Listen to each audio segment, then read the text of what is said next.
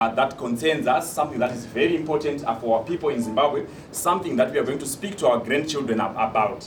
So, in terms of numbers, our doctor to population ratio in Zimbabwe is 1 per 5,000 people, and that is quite low. To make it, clearer what I mean, if you are to take Australia, and draw a parallel, Australia is 17 doctors per 5,000 people. So they have 17 times more doctors than we have for the same number of people. And why does that matter?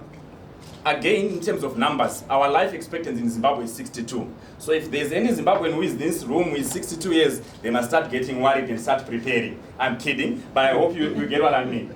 But in Australia at the same time, the life expectancy is 82, 20 years more. So Australians on average live 20 years more than Zimbabweans. So this is why it is important for us to translate the doctor to population ratio to health outcomes, things like life expectancy. So what are we trying to solve as ZimSmart Villages? We are a telehealth and remote monitoring service.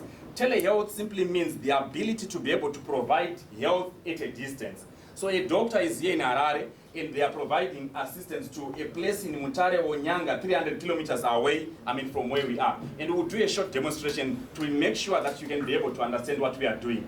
We are installing telehealth kiosks inside post offices in Zimbabwe. And the Postmaster General is here. We have 178 post offices, and I think they have recently added some more, so maybe the number is probably getting close to 250 or so. But when we started the project, the number that we were looking at was 178 post offices. So far from the 3rd of June, we have managed to go into 10 post offices and install telehealth kiosks. A telehealth kiosk is simply an access point for telemedicine. One person comes in, they find a nurse inside the kiosk who helps them with the vitals, books and online consultation with the doctors, which is what we are just going to show briefly just now, and then I can be able to explain later. So I think worship should be in the booth. This is a telehealth booth. It's slightly smaller than a telehealth kiosk. A kiosk is a room inside the post office, but this booth, we operate what we call a hub and spoke model. So each telehealth kiosk, which is a post office, is surrounded by these 5 booths in a region of 40 to 50 kilometers around the telehealth kiosk. So this is what we then say a telehealth unit is 1 kiosk and 5 booths around it. That's what we mean by a hub and spoke model. So when you walk into a telehealth booth, we have pre-recorded messages which a client or a patient will listen to first before they are assisted. So worship, if you can play the first message, just briefly. Okay. Welcome to the Samp ZimSmart Villages Virtual Hospital. My name is Admojo and I work as a medical doctor. In this virtual hospital, we offer telehealth and remote monitoring services. Telehealth services simply means from where you are, we are able to assist you remotely and through a video and audio connection, which is what you are going to be seeing within the next few minutes. Thanks, worship. Can you go to the next message? Good day to you. Welcome to the ZimSmart Villages Virtual Hospital. As usual, this is one of the talks that we provide as health education and as community service. My name is Admojo. I'm a medical doctor and I work in the telehealth program. Diabetes is one of those conditions which we call chronic conditions, in the sense that Can we now go to the live consultation? So when you walk into a telehealth booth, you are going to listen to doctors speaking to you whilst you are in whatever location you are, and you get health education, and the doctors also explain to you. So we are creating a multiplier effect with one doctor's voice being able to be heard by multiple patients in different time zones through telehealth. So what we are now demonstrating, they are just setting up a live consultation with one of the doctors that we work with on the platform, and they will do a short demo in terms of what actually happens while someone is in the telehealth booth. And whilst they are doing that, to save time, in a kiosk inside the post office, we are also democratizing access to diagnostics. And by diagnostics, we mean equipment that can be able to deliver a diagnosis remotely. We have here a fundal camera, which can be able to take digital images of the back of the eye and send them, we then send the digital images to an ophthalmologist who will be, located at a distance so that they can be able to actually diagnose eye conditions. We also have things like very small, rapid chemistry analyzers. You can check lipids, you can check uric acid, diagnose things like gout. We also have this device which excites as a Clarius probe.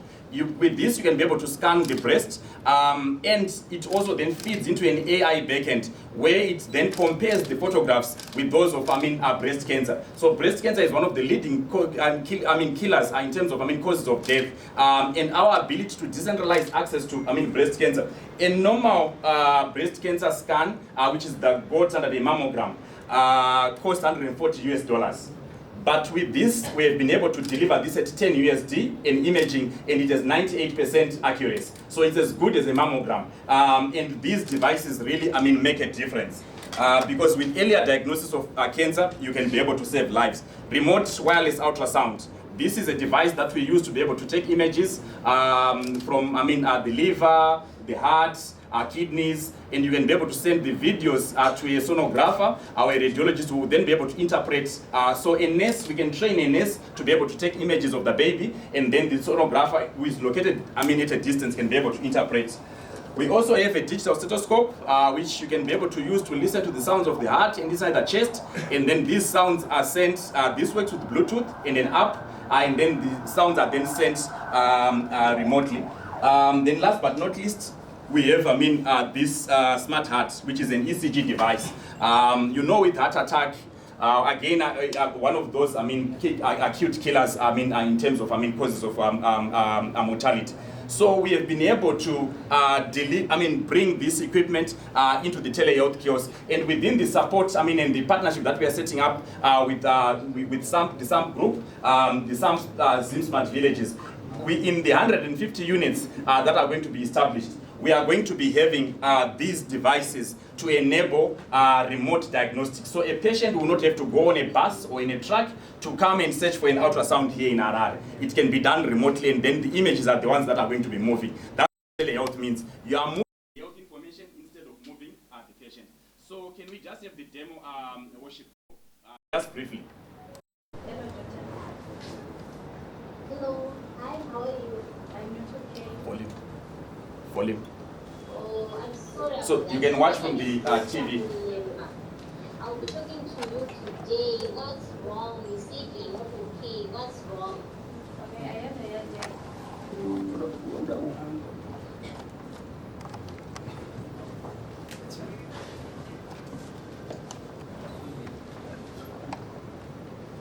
Okay, so basically, what you are seeing is worship is inside the telehealth booth.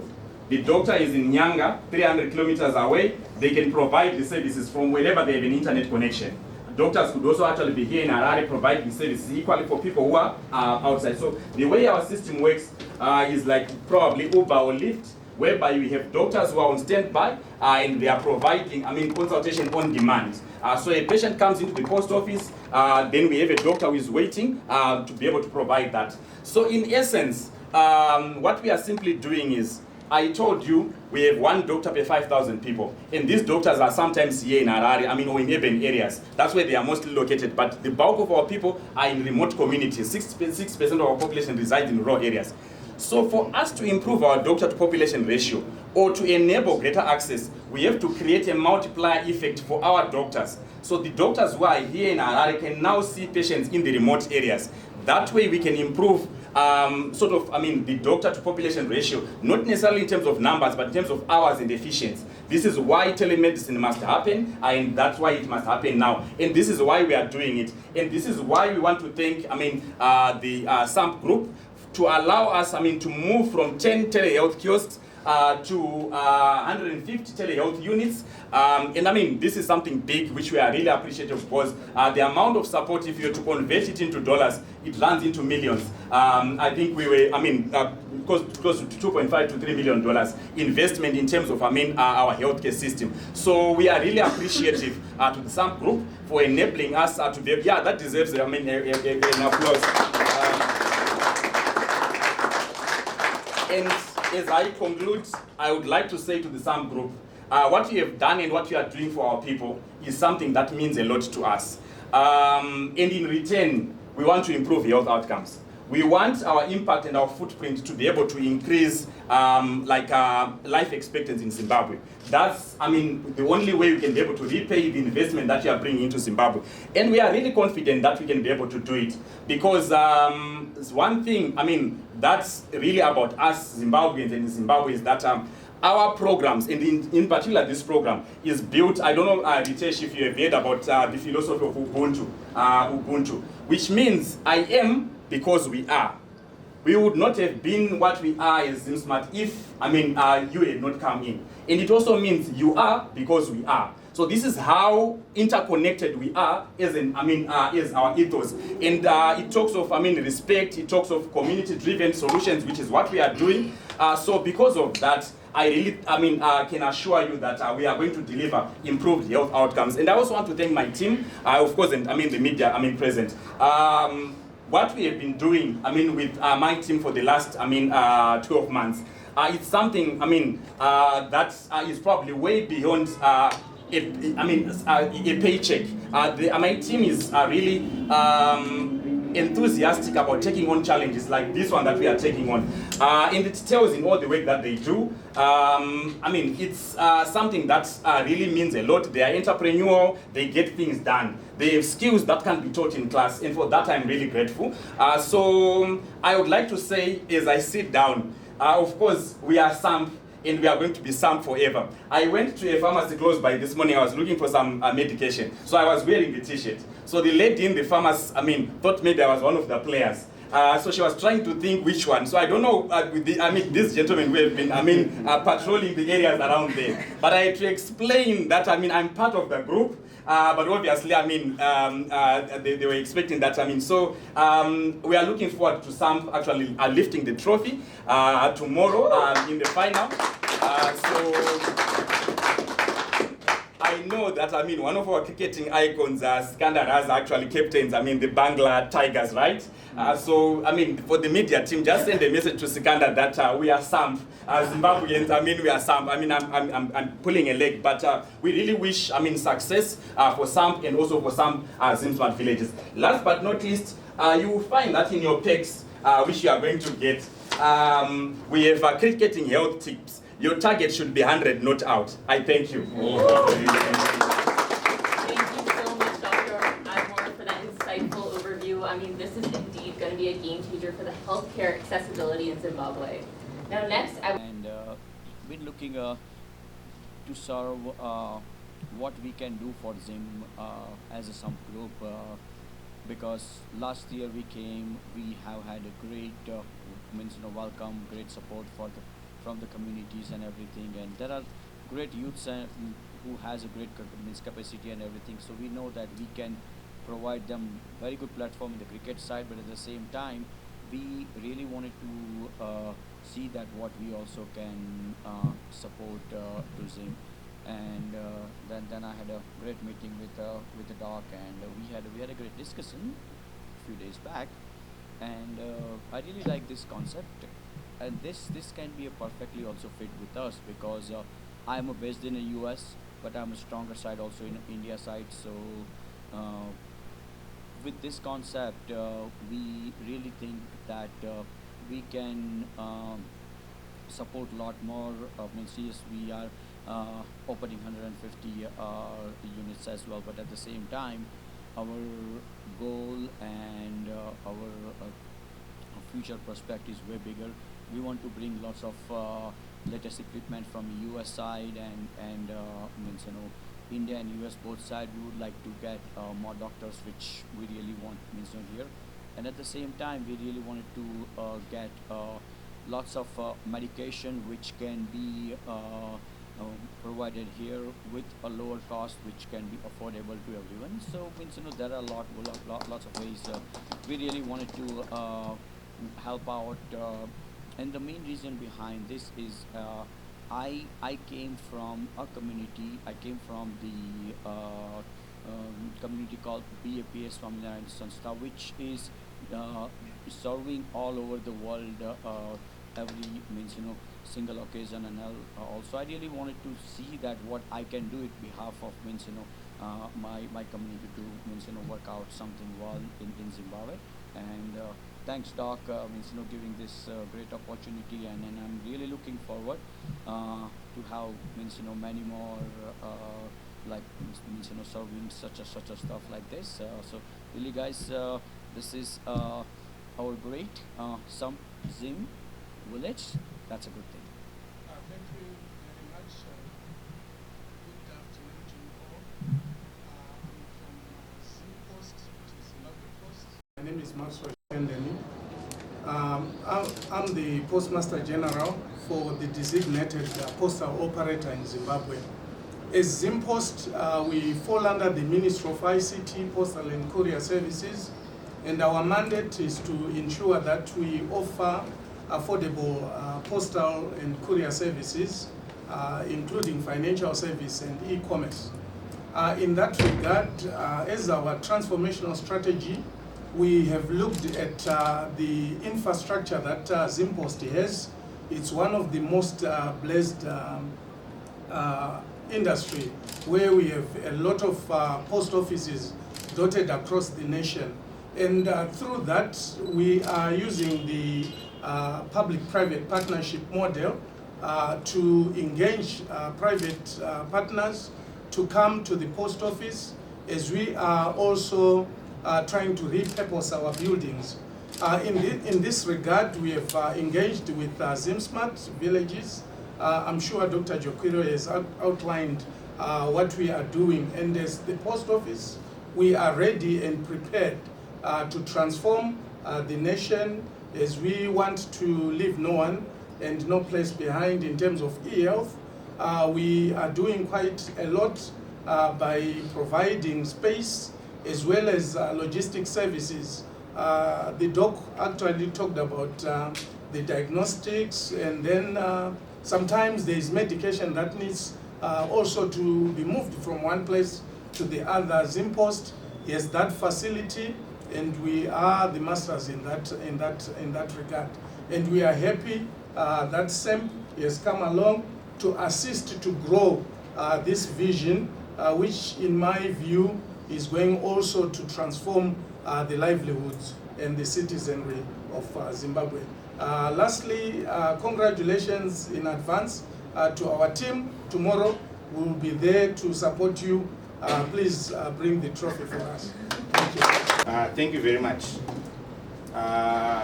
This partnership that we are forging today is a great opportunity for both entities that have decided to come together to form a synergy around healthcare in Zimbabwe. One of our greatest ambitions as we are starting this project was for us to be able to position whichever product or service that we are offering to the populace at a global level. What do I mean when I say positioning at a global level? I mean the ambition has been to bring the best technology, to bring the best kind of research, to bring the best kind of evidence-based learning to the populace of Zimbabwe, no matter where they are located, be it in rural areas, be it in urban areas, as a way of ensuring that our service, or the best service, gets to the people. So this partnership that we are forging today allows us to do that. What it has basically done is that overnight, because of the synergies we are building with Samp, it has allowed us to position globally and act locally. So because of this, we are very, very much excited, because the synergy, as already explained, is going to bring about expertise, it's going to bring about medicines, it's going to bring about access to advanced technology, all things that we have been looking forward to, which has really been part of our ambition. The ability for us to scale up the project to 150 sites, is highlighted by previous speakers, is really going to accelerate and ensure, as one speaker already put it, the PMG, that the ambition is to leave no place and nobody behind. So the scale up to 150 sites over the next 12 to 18 months is going to ensure that the digital divide, the divide between the rural and urban setups is really minimized. So we are really excited about this partnership. We are looking forward to it.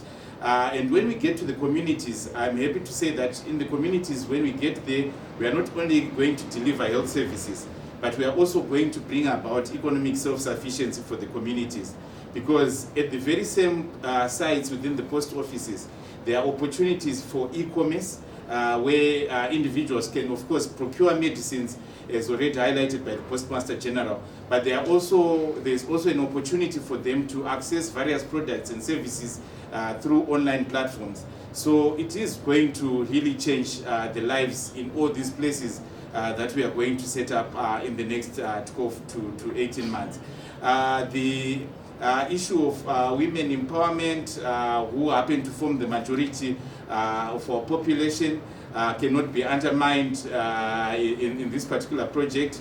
Women are obviously going to be empowered, and they are really at the center of our programming. So we are very, very, very much excited. The opportunities for financial inclusion, the opportunities for these sites to even be aggregation sites for different kind of products coming from the communities and products going out of the communities is quite positive.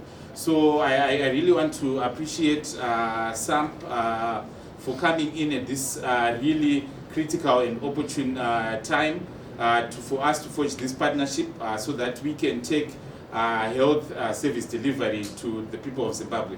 And last but not least, of course, we are looking forward to the win tomorrow. It can only be, the thing that will put the icing on the cake to the good work that we have started today. Thank you very much. Thank you everyone for joining us. So when I hear Zimbabwe, I think of expansion, because in most cases, people know us as the Morrisville Samp Army in the WWT10. But Zimbabwe provided us a platform to expand into a new market, and this was the first country we expanded to on the international stage after our WWT10. And when I hear Zimbabwe, I also hear opportunity. And not only was this an opportunity for some group, but also the people of Zimbabwe to enter into a new phase of life. Zimbabwe has been, it has been one of those places where some group has been established, not only as a brand, but as an emotion. As Doc mentioned that, you go out on the streets with the Samp jersey on, people will recognize you. People will think you're a player. And this is a great initiative, not only for us, but it's a great way for us to give back to the people who continuously supported us throughout the 2 seasons. But before I end off, I have one more announcement to make. In talks of expansion, now Samp has a department in the sports field, the medical field, but we are officially entering into the education field. We are starting Samp Education, and this will be based worldwide, but I would like to proudly announce that Zimbabwe is the first country where we are going to be establishing Samp Education as a way of giving back to the community. This initiative will not only give us a chance to explore a new field, but this will also give us a chance to give back to the community who has supported us through the hard times. And last but not least, I want to thank each and every one of you for coming out today and witnessing this historic day where not only will we launch ZimSmart Villages, but our new education department where it all starts in Zimbabwe. Thank you. Yeah, any developed country, education remains as one of the most important initiatives. And Zimbabwe we consider a developing country, and we think that providing the right education, the education that these developed countries have, will provide Zimbabwe, the kids of Zimbabwe, a chance to compete with the best. Because we all know that now the new generation is taking over. So the proper education will provide a platform in which the new generation will be able to establish Zimbabwe as not only one of the leading countries in the world, but one of the leading economies in the world. and that's what we hope to do. And this is, again, as I mentioned, this is one of our ways of giving back to the country, and we hope that this initiative goes a long way, and it helps in some kind of way for the upcoming generation.